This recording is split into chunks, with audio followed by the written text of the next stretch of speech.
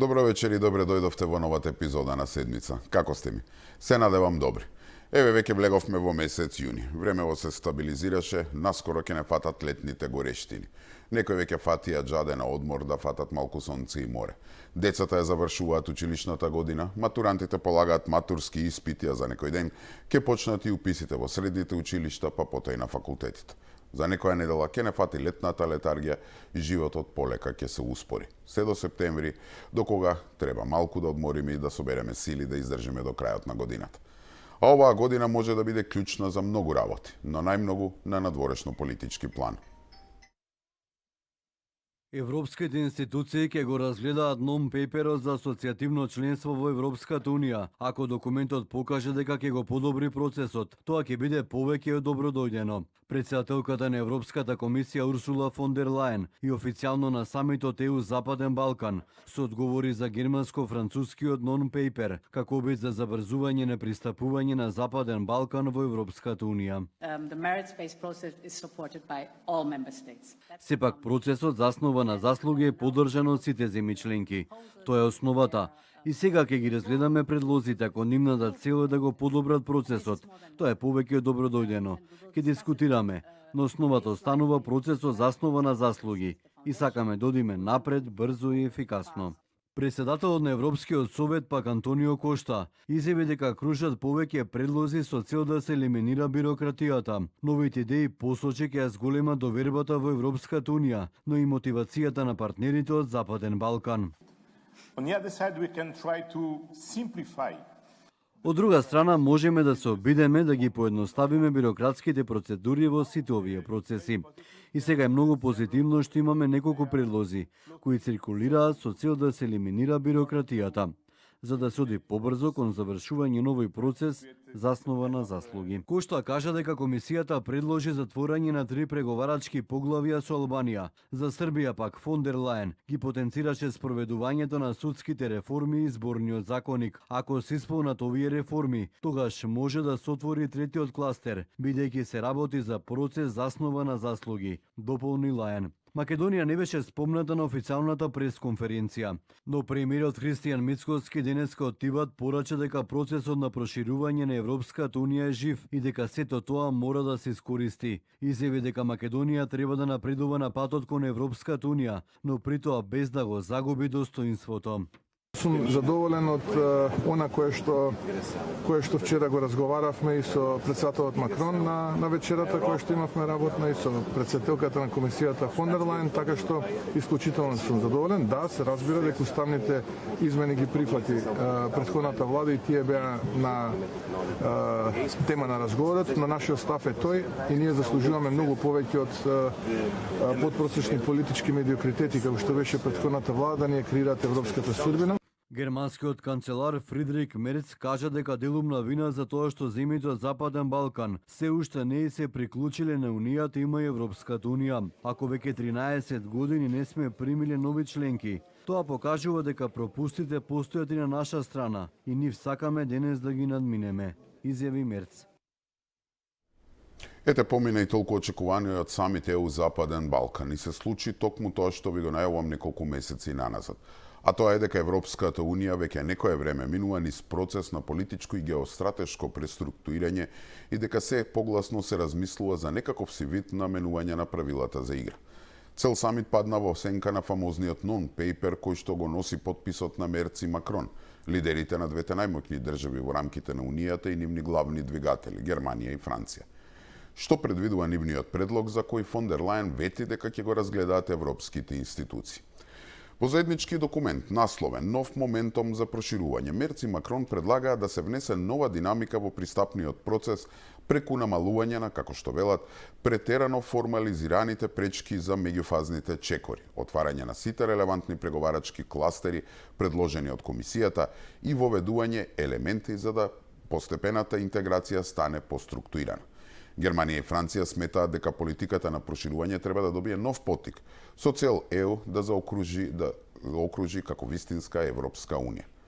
За да ја претвориме оваа амбиција во реалност и да внесеме нова динамика, мора да обезбедиме дополнителни поттикнувања како дел од процесот на постепена интеграција заснована на заслуги. Истовремено, потребно е поедноставување на сегашниот процес за да стане поефикасен и да овозможи побрза и подлабока интеграција врз основа на копенхашките критериуми, се наведува во нон-пейперот. Документот промовира модел на постепена интеграција преку така наречени градливи елементи, кои ќе им овозможат на земјите кандидати конкретни придобивки уште пред полноправното членство. Овие елементи ќе се темелат на реалниот напредок во пристапните преговори и ќе бидат реверзибилни во случај на назадување во реформите или отстапување од основните вредности на ЕУ. Во нон-пейперот се бара од Европската комисија да предложи конкретни мерки за олеснување на постепената интеграција, вклучително и привилегиран пристап до единствениот пазар, поблиска вклученост во институциите на ЕУ и можност на статус наблюдувач во процесите на одлучување. Значи се предлага воведување на наблюдувачки статус за овие земји во институциите на Унијата. Тие треба да бидат поинтензивно вклучени во сите процеси на носење одлуки и да добијат привилегиран пристап до единствениот пазар преку постепена интеграција. Дополнително се предвидуваат заеднички состаноци меѓу институциите на ЕУ и представниците на земјите од регионов за поддршка од прашање од заеднички интерес. Со други зборови, ова е некој вид на фазно членство. Во пракса тоа би значило Европа да ги отвори границите за кандидатите и да има слободен проток на производи, луѓе и добра, што всушност е една од најголемите придобивки од членството. Вклучувањето во институциите на ЕУ и добивањето на статус на наблюдувач, значи директно учество во сите нивоа при носењето на одлуки во рамките на Унијата, веројатно и во самата Европска комисија, но без право на глас. Документот представува разработка на писмото што го објавивме минатата недела на германецот Вајц, кој тој го упати до челниците на Европската Унија. За разлика од писмото на Мерц, од кое 2/3 беа посветени на Украина, нон-пейперов е целосно фокусиран на Западен Балкан и Молдавија. Паралелно со предлогот на Германија и Франција, председателот на Европскиот совет Кошта во интервјуто за Euronews предложи поедноставување на процесот на преговори. Имено во моментов треба да се гласа повеќе од 40 пати во текот на целиот пристапен процес, додека со предлогот на Кошта ова би се избегнало.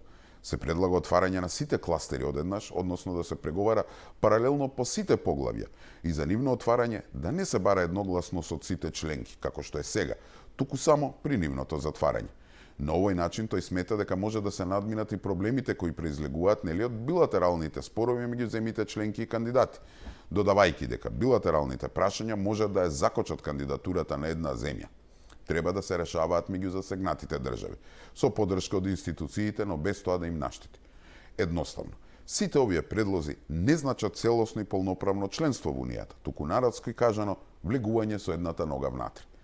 Иако е се уште рано да се процени, сепак мислам дека предлогот на Франција и Германија за Западниот Балкан, вклучувајќи тука и Македонија, и покрај тоа што целта може би име Украина и Молдавија, е искрен и реален и забележително нуди една опција на поголемо интегрирање. Но исто така од авион се гледа дека тоа не нуди полноправно членство. Така што може на некого тоа да му се допаѓа или не. Сепак Франција и Германија јавно на еден самит ја соопштија реалната состојба внатре во Унијата, која што трае можеби, да речеме, една деценија.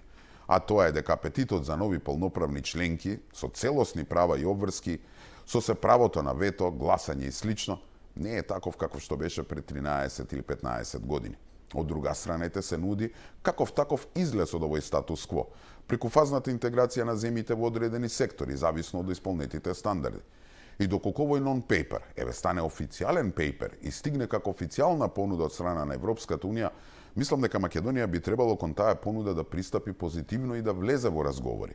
Но не како конечна цел, туку како еден преоден период до полноправното членство, кога за тоа ќе се создадат услови во самата Унија.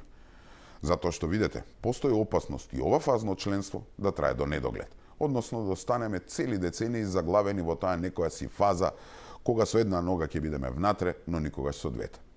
Нормално не е да реално да очекуваме да влеземе во ЕУ заедно со земјите за кои се најавува дека најбрзо би биле дел од неа, како на пример Црна Гора, која би можела да биде единствената земја од регионот што би имала шанса да стане членка до 2030 година и можеби Исланд, доколку тамошните граѓани се изјаснат за тоа на референдум. Но сепак да си има некаква си рамка кога би можеле и ние да влеземе. Видете, ова фазно членство за нас би можело да значи еден вид на заобиколување на бугарското вето и некаква си гаранција дека ако се направат уставните измени, понатаму нема да има други вета на секој чекор. Затоа што, еве да речем, ако се отворат сите поглави одеднаш, без за тоа да треба согласност, и ако веќе бидеме со една нога внатре, нели, дел од заедничкиот пазар, наблюдувачи во европски институции, и на крајот, кога ќе треба да се гласи, кога Бугарија ќе има право на вето, ние веќе би биле пред самите порти на Унијата.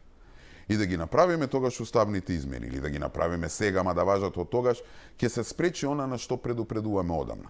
А тоа е дека преговорите сега, со постоечките правила, нема луѓе да изгледаат како преговори од област во област или од кластер во кластер, како секоја нормална земја, туку ќе изгледаат како преговори од историски настан до историски настан, од битка до битка, од револуционер до револуционер, каде што ќе бидеме под притисок, ние и нашите историчари, ете во име на некои евроинтеграции, да капитулираме и да прифаќаме ретуширање на историјата.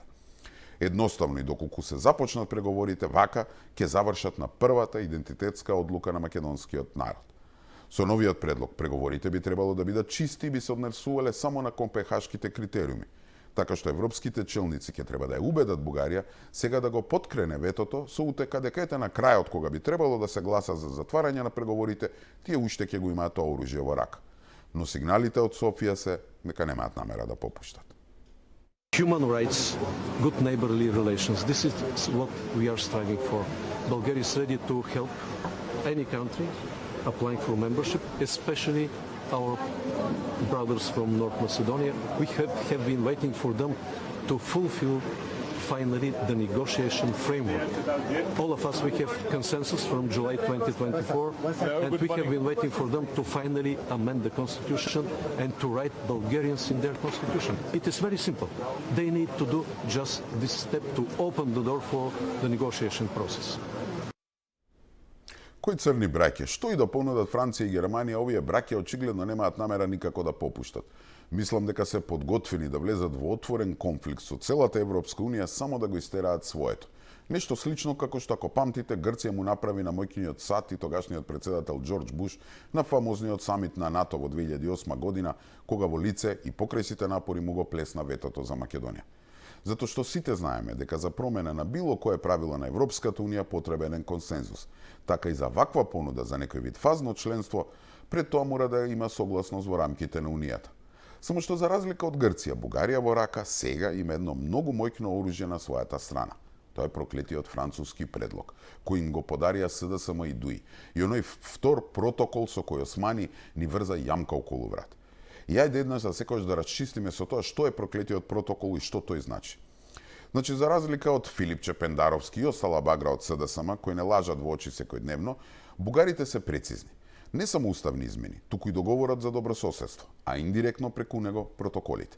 Изјавите на Радев, еве, како овие, дека само уставот и толку е само представа да се покаже некаква конструктивност. Значи, кога зборуваме за протоколите, многу е важно да се каже дека тие, иако во правниот систем на Македонија се само обични записници од некакви си средби. Прво нели беа помеѓу Димитров и бугарите, а потоа и Османи, и немаат никакво правно дејство. Тогашната влада на СДСМ и ДУИ некако успеа тајно да ги претвори во документи со коите ние како држава преку преговарачката рамка ги привземаме обврските. А главната обврска, сите ја знаеме, уставните измени.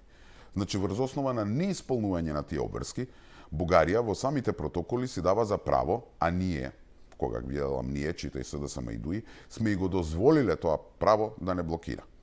Видете, спроведувањето на договорот за пријателство со Бугарија само по себе така не значи ништо, бидејќи во него формулациите и членовите се, да речеме, општи, така што да не се тие протоколи, договорот за пријателство и нема да биде некоја тежина за исполнување и не е од клучна важност.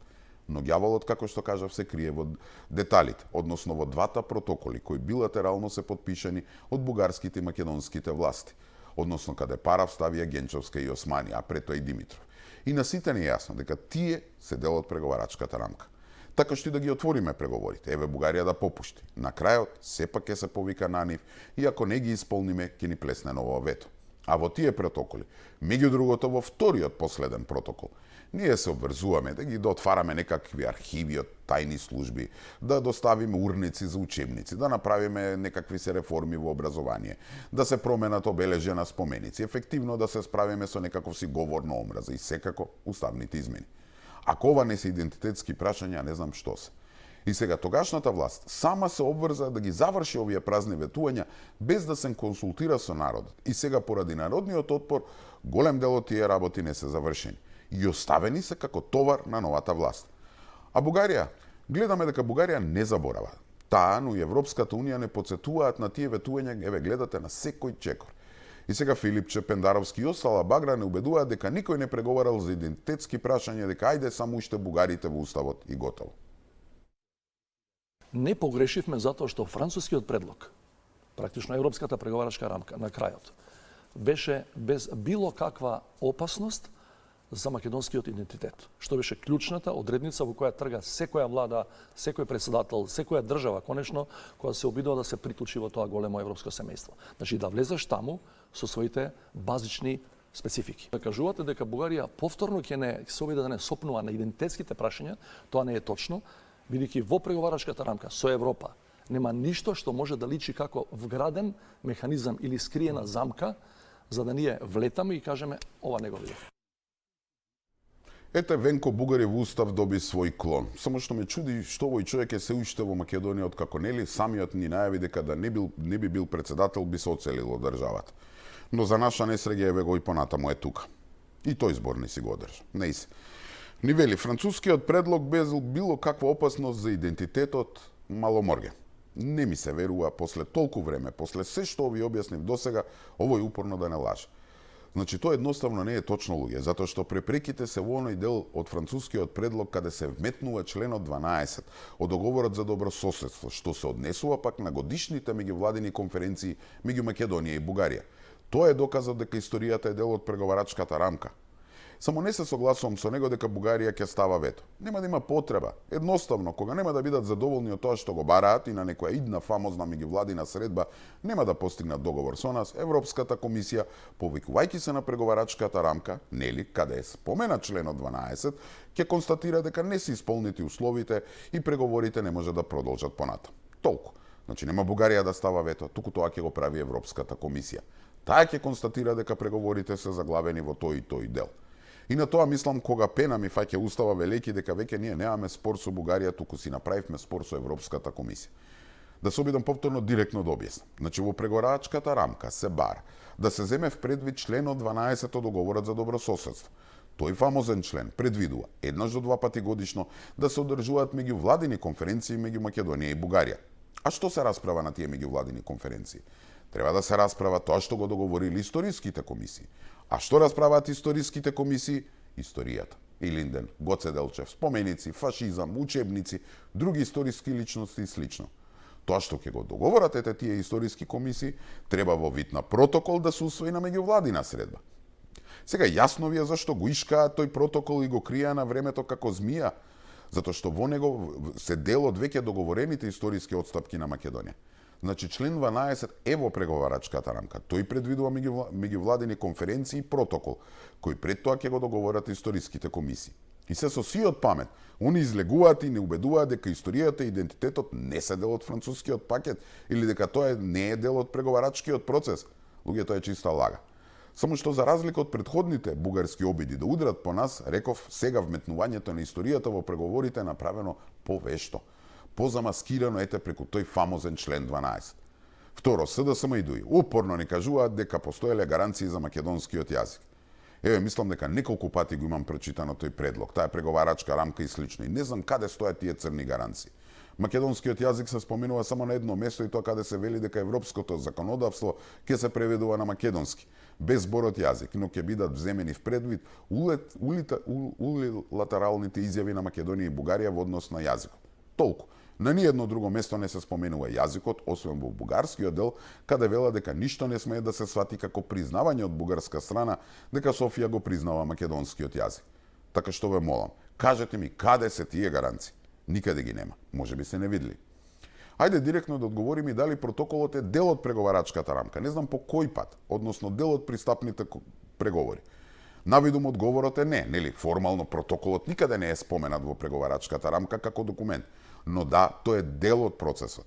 Нели Вајц бараше објаснување од Европскиот совет по оваа прашање, но ете не го доби. Така што станува на тоа дека тој протокол е поврзан со договорот за добрососедство. Добрососедските односи како и член 12 од договорот, нели? Редовните годишни средби и прегледи на меѓувладината комисија. И тие треба да бидат дел од заклучоците на Советот НЕУ од 2022 година беа, како и од воведната изјава на Европската Унија при отварањето на првата фаза од меѓувладината конференција. И сега тука доаѓаме до вметнувањето на бугарите во Уставот и одговорот зошто Софија инсистира толку на навидум, да речеме, безазлено признавање на бугарското малцинство во највисокиот правен акт на Македонија.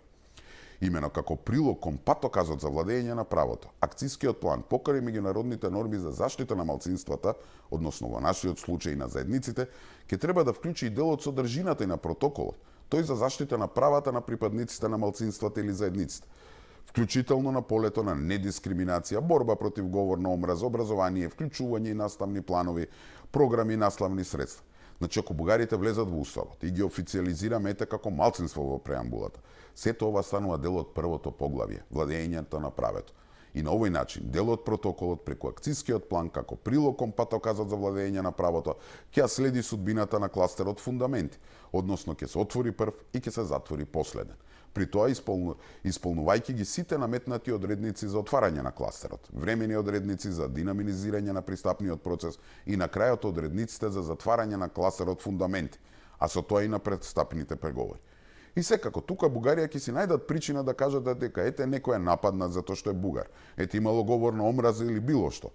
И така уште во ова поглавје ние ќе заглавиме. И да повторам, тоа нема да биде бугарско вето, туку комисијата ќе констатира дека не сме исполниле услови во делот на малцинствата. Ми разбирате колку е вешто сето ова направено. Како прво, самите прифативме билатерални прашања да станат дел од преговорите, односно бугарските барања кои се внесуваат на историјата, јазикот и правата на бугарите во Македонија да се вградат во преговарачката рамка, а тоа е сторено ете преку протоколите и договорот за добрососедство. Тоа значи дека Европската Унија, не Бугарија, ќе го следи напредокот на овие прашања како услов за затварање и отварање поглави. Второ, уставните измени како услов, со предлогот главниот услов, нели за одржување на втората меѓувладина конференција и реално отпочнување на преговорите, односно отварање на кластерите, е вклучување на бугарите во Уставот, тоа што упорно се бара од оваа влада. И трето, заробените евроинтеграции. Со капитулацијата наречена француски предлог, луѓе спорот, неколку пати кажав, не е прашање веќе меѓу Скопје и Софија, туку стана услов за Европската Унија. Доколку не се исполнат барањата, Бугарија ќе го блокира процесот. Накусо, бандата Заев, Ковачевски, Филип Чахмети и Усмани успеа спорот да го европеизираат, што од една страна овозможува Европската Унија да им биде гарант на бугарите, а од друга страна да ја дава на Софија и механизми во рамките на Унијата да влие врз македонскиот пат кон ЕУ. Значи, мајки го сето ова в предвид, односно по капитулацијата што ја подпиша СДСМ и ДУИ, нашите преговори, нели ви реков преска, нема да бидат преговори од област во област, туку од историски настан до историски настан.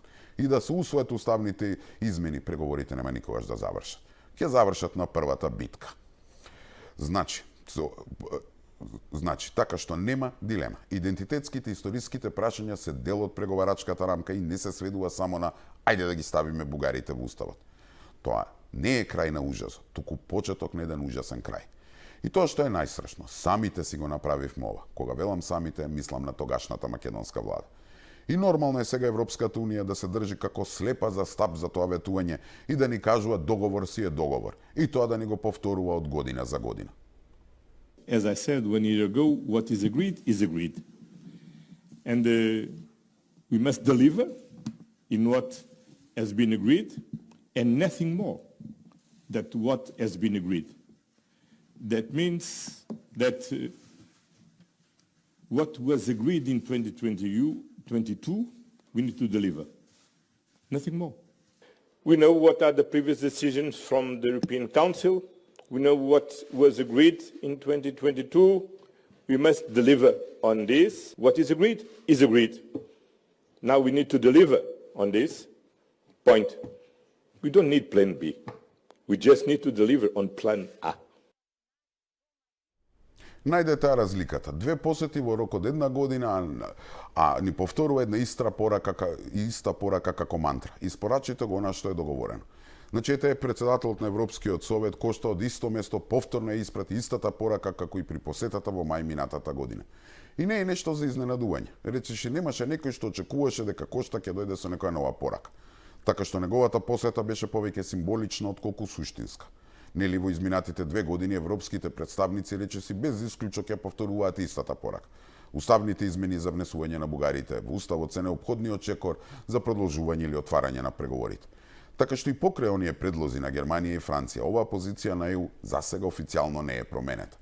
Но цврстиот став на властите во Скопје, предводени од премиерот Мицковски, и поддршката што пристигнува од европските државници и официјални лица, до некаде го смени европскиот дискурс по поглед на ова прашање. И не беше случајна ни неодамнешната дипломатска офанзива на бугарскиот председател и премиер Радев. Имено во пресрет на самитските средби меѓу Европската унија и Западен Балкан, Радев престојуваше во Париз и во Брисел, каде што разговараше со Макрон и со водечките представници на европските институции. Иако официјално темите беа пошироки, европска безбедност, одбрана и иднина на Унијата, во Софија овие средби се толкуваа како обид Бугарија да обезбеди поддршка за своите позиции околу Македонија и да спречи евентуални иницијативи што би довеле до ревизија на договорената преговарачка рамка. Бугарското раководство во континуитет инсистира дека не постои билатерален спор, туку прашањето на исполнување на веќе превземените европски обврски од страна на Скопје, што нели како што објаснив со обврски што ги вети СДСМ и ДУИ. Значи став што Радев го повторува на речиси сите своји меѓународни настапи. Сепак политичкиот контекст во кој дојде Кошта и самитот во Тиват деновиве е значително поинаков од оној во 2020 година кога беше усвоена така наречената француска рамка.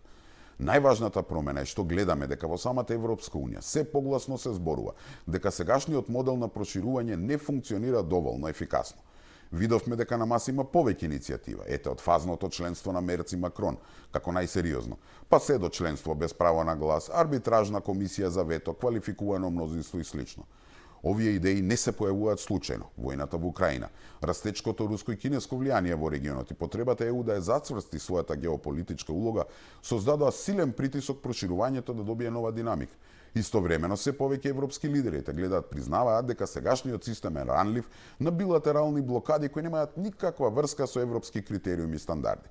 Така што е добро што шефот на Европскиот совет лично дојде да ја потврди посветеноста на ЕУ за проширување, но ваквите посети веќе, посебно на Скопје, не смеат веќе да се сведуваат на веќе видени фрази.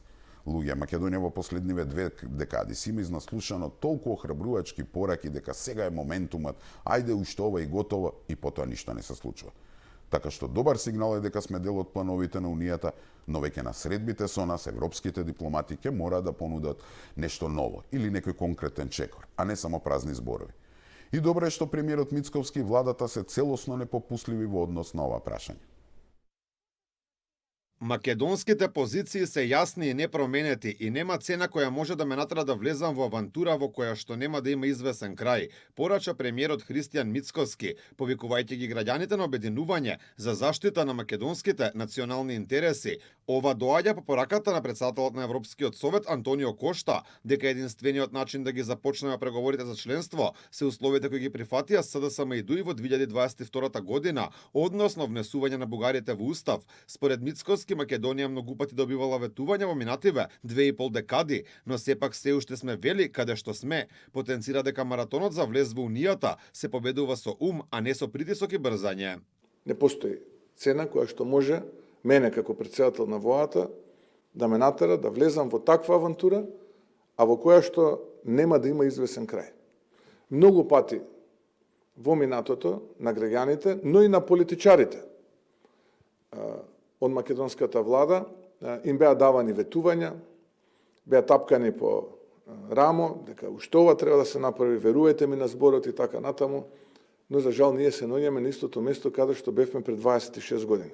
Она што го бара македонската влада се гаранции дека во иднина нема да има нови непринципиелни блокади од Бугарија, но такво нешто во моментов изгледа невозможно, пред се и поради фактот што во Софија има нова влада, предводена од Румен Радев, кој во минатото ни порача дека уставните измени се само почеток на она што државава ќе мора да го исполни по барање на Бугарија. Таму драматично се радикализира состојбата и не само што ова не е единствениот услов за да влеземе во процесот и да го тој процес изодиме до крај, туку напротив, таму работите драматично се радикализираат, а причината за тоа е нормално опозицијата кај нас. Филипче пак повторно со истиот став јасно било дека морало уставни измени, не постоеле можности за одложено дејство или дополнителни гаранции, иако сега е свесен дека Бугарија може и во иднина да не блокира. Нема гаранции во процес на преговори, треба да се исполнат услови. Немало гаранции за Хрватска, за Бугарија, за Словенија немало гаранции. Па Италија ја блокирала Словенија на почетокот на 2000-тите години, додека не се решило прашањето со италијаните кои што живееле во тие делови. Тоа е отворено прашање и за Хрватска тогаш со Италија, па се решиле тие билатерални спорови и продолжил патот. Филипче отиде и контра шефот на Европскиот совет, кој упати пофалби за спроведувањето на реформите во Македонија. Сепак според лидерот на СДСМ владата била неуспешна и не правела ништо во реформскиот процес. Убаво им порача премиерот. Македонија останува цврсто определена кон членството во Европската унија. И како држава не бара привилегии или олеснети правила, туку бара принципи и кредибилен однос. Или едноставно, тоа што важи за сите, тоа што важи за останатите кандидати, да важи и за нас. А не ние да имаме дополнителен услов кој нема врска со копенхашките критериуми. И токму тука извира најсилниот македонски аргумент. Владата во Скопје веќе подолго време тврди дека проблемот не се само уставните измени, туку отсуството на гаранции дека по нивното усвојување нема да следуваат нови услови од Софија. И сега замислете, кога оваа влада за прв пат после толку година цврсто стои во одбрана на националните интереси, води тешка дипломатска битка низ европските земји, вие го имате овој Филипче како ви ровари однатре. Да излегува на пресконференции и сето ова да го користи како аргумент за да се направеле проклетите уставни измени, а не, например, да проба да исправи грешката. Па уште вели, Кошта го потврдил тоа што он го говорил. Тоа што е договорено и мора ветеното да се исполни. Тоа што е договорено не е договорено во согласност со македонскиот народ. Тоа вие сте го договориле, вие сте го ветиле. А нас не оставивте со врзани раце пред бугарски стрелачки одред и сега наместо да помогнете да се спасиме, велите затворете ги очите и оставете да ве стрелаат. Ставивте куршуми во нивните пушки и сега уште сакате заедно со нив да го повлечете чкрапалото. Значи Венко Бугари во устав Филипче засега единствениот македонски политичар. Добро, секако тука клонот Пендаровски, кои веруваат дека внесувањето на бугарите во уставот ќе било последна пречка на патот кон ЕУ. Па затоа дури нели инсистираше и за референдум.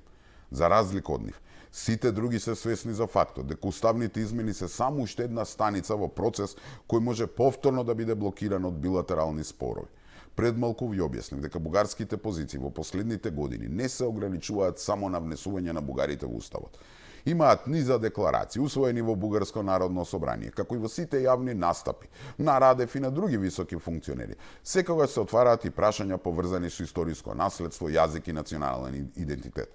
Дел од бугарските политичари и историчари отворено зборуваат за потребата од надминување на они како што велат македонизмот, термин што во бугарскиот политички и академски дискурс често се користи за означување на процес на формирање на современиот македонски национален идентитет по Втората светска војна. Токму вакви позиции во Македонија созаваат сомнеш дека спорот не се однесува само на права на бугарска заедница, туку прашањата задираат секаде во јазичниот, историскиот и националниот идентитет на македонците. Да резимираме. Во рамките на Европската унија има нов моментум да се истурка процесот на проширување. Пред се заради Украина и Молдавија, од тоа ќар може да има и Западниот Балкан и секако ние македонците. За да го истурка тој моментум, Европската унија веќе некое време минува низ процес на политичко и геостратешко преструктурирање и се погласно размислува за некаков вид на промена на правилата за игра. Дали тоа ќе биде фазното членство на Мерци Макрон? Не знам, некакви арбитражни комисии или квалификувано мнозинство, sejedno. Факт е дека нешто се менува. Тоа не значи дека членството ни е тука пред врата, но таа промена може да биде од корист за Македонија, да го забрза процесот и да се добие некаква перспектива кога би се случило. Тоа не значи дека треба се слепо да се прифаќа, но треба детално да се проучи, да се види кои се позитивните, кои негативните страни и да се донесе решение. Факт е дека Македонија, нашата дипломатија и премиерот Мицковски покажуваат проактивност и креативност во евроинтегративниот процес, нудејќи различни решенија дури надвор од вообичаените рамки, како и начини за постигнување договор, но договор што би ги задоволил сите страни. Најлошото решение кое може да го направи Македонија во моментов е да ги направи тие уставни измени онака како што ги ветија СДСМ и ДУИ. а на кој сега ете инсистира како вол во купу само Бугарија и Венко Бугари во уста Филипче. Така што во моментов треба да се игра паметно, да се почека да се види што ќе донесат овие промени во Европската Унија и да не се чека слепо, да се биде активен, да се учествува во креирањето на таквите решенија, токму како што прави актуелната влада. Што ќе излезе на крај, допрва ќе видиме. А можеби ова е најдобриот опис. When Albania will join the EU, there are three things you can't predict. Three. Right? God, sex, and the EU. Иако беше шега во негов стил, сепак Еди Рама со оваа изјава ја осветли сериозната политичка реалност на земјите од Западен Балкан. И тука мислам дека веќе е време да ја завршиме и оваа епизода на седмица. Се надевам дека го задржа вашето внимание. Со Господ напред се гледаме за една недела, во исто време, на исто место. Имајте пријатна вечер.